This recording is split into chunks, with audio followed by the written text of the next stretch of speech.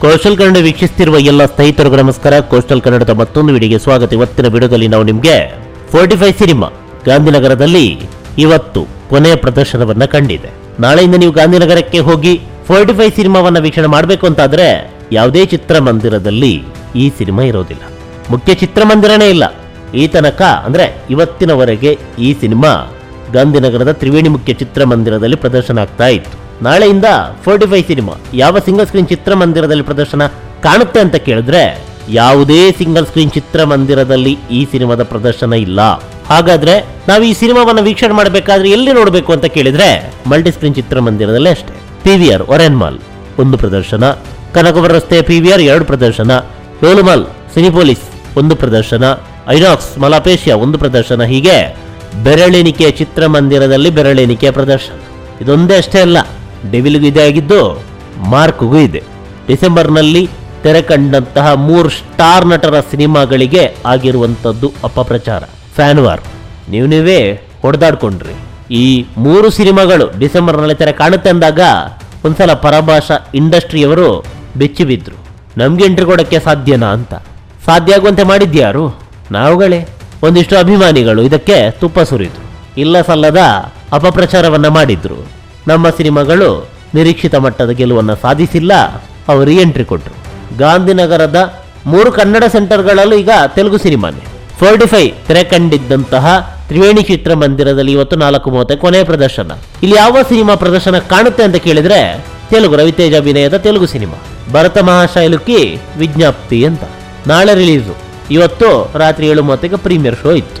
Devil ಪ್ರದರ್ಶನ ಕಂಡಿದ್ದಂತಹ ನರ್ತಕಿಯಲ್ಲಿ ರಾಜಸಾಬ್. ಹೀಗಾಗಿ ಅಲ್ಲಿದ್ದಂಥ devil ಸಿನಿಮಾವನ್ನ ಅನುಪಮ ಚಿತ್ರಮಂದಿರಕ್ಕೆ ತಂಗಡಿ ಮಾಡಿದ್ರು. ಕೇವಲ 2 ದಿನ ಅಲ್ಲಿಗೆ ಎಂಟ್ರಿ ಕೊಡ್ತು ಮನಶಂಕರ ವರಪ್ರಸಾದಗಾರು ಅನ್ನುವ ತೆಲುಗು ಸಿನಿಮಾ. ಹೀಗಾಗಿ ನಮ್ಮ ಸಿನಿಮಾ ಪ್ರದರ್ಶನ ಕಂಡಿದ್ದಂತಹ ನರ್ತಕಿ, ತ್ರಿವೇಣಿ ಹಾಗೆ ಅನುಪಮ ಮುಖ್ಯ ಚಿತ್ರಮಂದಿರದಲ್ಲಿ ತೆಲುಗು ಸಿನಿಮಾಗಳ ಪ್ರದರ್ಶನ ಆಗ್ತಾ ಇದೆ. ಹಾಗಂತ ಅದವರ ತಪ್ಪು ಅಂತ ಹೇಳಕ್ಕಾಗಲ್ಲ. ಚಿತ್ರಮಂದಿರದ ಏನು ಮಾಡೋಕ್ಕಾಗತ್ತೆ? ಪ್ರೇಕ್ಷಕರು ಬಂದಿಲ್ಲ ಅಂತಂದ್ರೆ ಬೇರೆ ಸಿನಿಮಾದ ಪ್ರದರ್ಶನ ಮಾಡಲೇಬೇಕು, ಅನಿವಾರ್ಯ. ಹಾಗಂತ ಪರಭಾಷಾ ಸಿನಿಮಾಗಳ ತಪ್ಪು ಅಂತಲೂ ಹೇಳಕ್ಕಾಗಲ್ಲ. ಅವರ ಸಿನಿಮಾ ರೀ. ಚಿತ್ರಮಂದಿರದವರು ಕೊಡಬೇಕಾದ್ರೆ ಇವರು ಸಿನಿಮಾವನ್ನು ಹಾಕ್ಲಿಕ್ಕೇನು? ನಮ್ಮ ಚಿತ್ರಮಂದಿರವನ್ನ ಕೊಡುವಂತೆ ಮಾಡಿದ್ಯಾರು?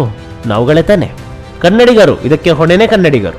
ಫ್ಯಾನ್ ವಾರ್, ಅಪಪ್ರಚಾರ, ಹೀಗೆ ನಾವುಗಳೇ ಹೊಡೆದಾಡಿಕೊಂಡು ಬೇರೆಯವರು ಎಂಟ್ರಿ ಕೊಡುವಂತೆ ಮಾಡಿದ್ವಿ.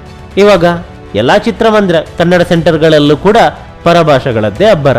ಚಿತ್ರಮಂದಿರ ಉಳಿಬೇಕಲ್ಲ, ಹಾಗಂತವ್ರು ಖಾಲಿ ಬಿಡ್ಲಿಕ್ಕಾಗತ್ತಾ?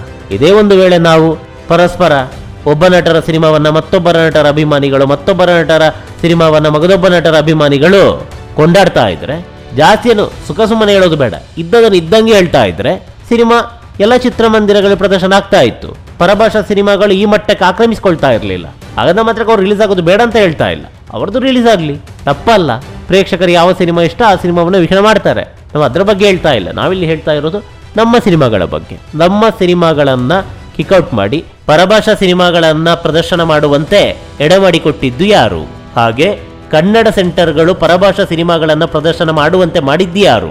ಕೇವಲ ಗಾಂಧಿನಗರ ಮಾತ್ರವಲ್ಲ, ರಾಜಧಾನಿಯ ಎಲ್ಲಾ ಕನ್ನಡ ಸೆಂಟರ್ಗಳಲ್ಲೂ ಕೂಡ ಇದೀಗ ಪರಭಾಷಾ ಸಿನಿಮಾಗಳೇ ಅಬ್ಬರಿಸ್ತಾ ಇದೆ. ಇದಕ್ಕೆ ಕಾರಣಕರ್ತರು ಯಾರು? ಇಬ್ಬರ ಜಗಳ ಮೂರನೇವರಿಗೆ ಲಾಭ ಅನ್ನುವಂತೆ ಮಾಡಿಕೊಟ್ಟಿದ್ಯಾರು?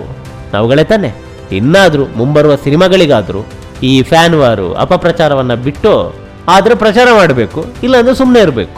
ಇಲ್ಲ ಅಂತ ಹೇಳಿದ್ರೆ ಏನಾಗುತ್ತೆ ಅನ್ನೋದಕ್ಕೆ ಈ ವರ್ಷನೇ ಉದಾಹರಣೆ.